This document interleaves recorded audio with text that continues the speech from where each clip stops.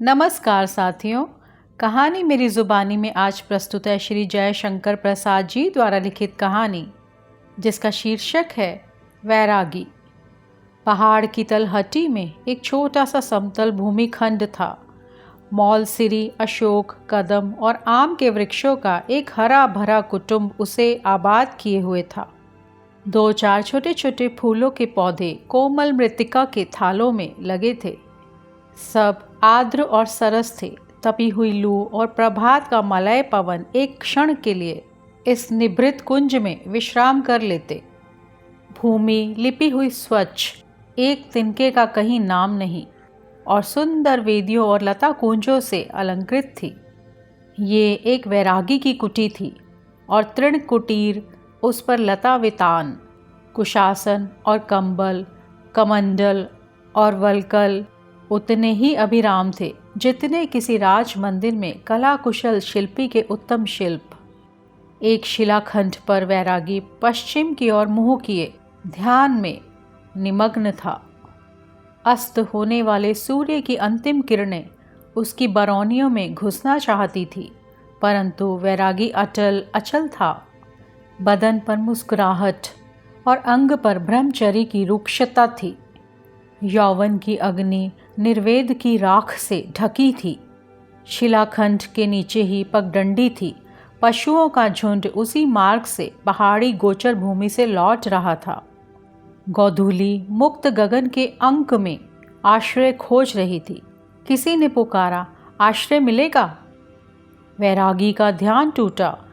उसने देखा, सचमुच मलिन वसना गोधूली उसके आश्रम में आश्रय मांग रही है।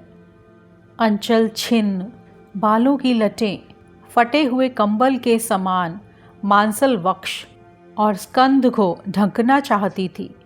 गैरिक वसन जीर्ण और मलिन, सौंदर्य विकृत आंखें कह रही थी कि उन्होंने उमंग की रातें जगते हुए बिताई हैं। वैरागी अकस्मात आंधी के झोंके में पड़े हुए वृक्ष के समान तिलमिला गया। उसने धीरे से कहा, स्वागत अतिथि, आओ।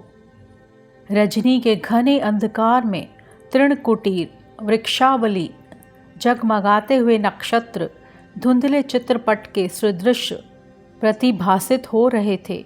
स्त्री अशोक के नीचे वेदी पर बैठी थी। वैरागी अपने कुटीर के द्वार पर।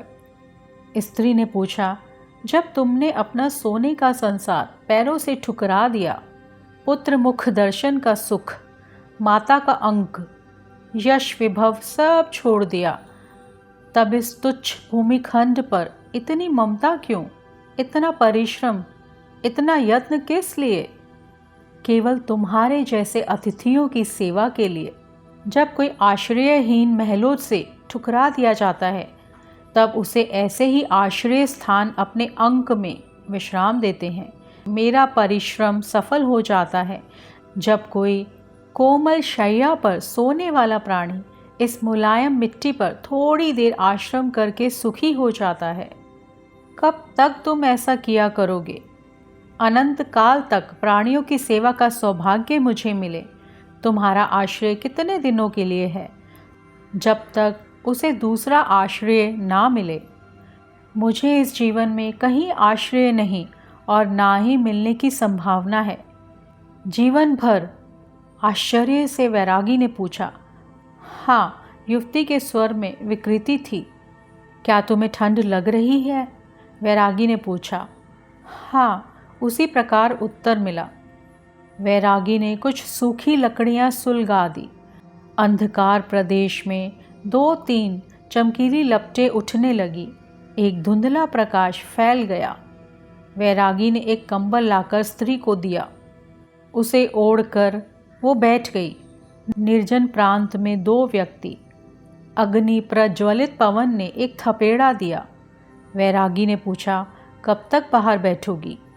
रात बिताकर चली जाऊंगी। कोई आश्रय खोजूंगी, क्योंकि यहाँ रहकर बहुतों के सुख में बाधा डालना ठीक नहीं। इतने समय के लिए कुटी में क्यों आऊं? वैरागी को जैसे बिजली का धक्का लगा। वो प्राणपण से बल संकलित करके बोला, नहीं नहीं, तुम स्वतंत्रता से यहाँ रह सकती हो। इस कुटी का मोह तुमसे नहीं छूटा। मैं उसमें संभागी होने का भय तुम्हारे लिए उत्पन्न करूंगी। कहकर स्त्री ने सिर नीचा कर लिया।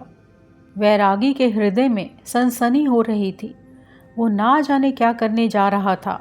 सहसा बोल उठा, मुझे कोई पुकारता है, तुम इस कुटी को देखना। ये कहकर वैरागी अंधकार में विलीन हो गया। स्त्री अकेली रह गई। पाथिक लोग बहुत दिन तक देखते रहे कि एक पीला मुख उस तृण कुटीर से झांक कर प्रतीक्षा के पथ में पलक पावड़े बिछाता रहा। ये छोटी सी कहानी सुनने के लिए आपका दिल से धन्यवाद। आपका दिन शुभ हो।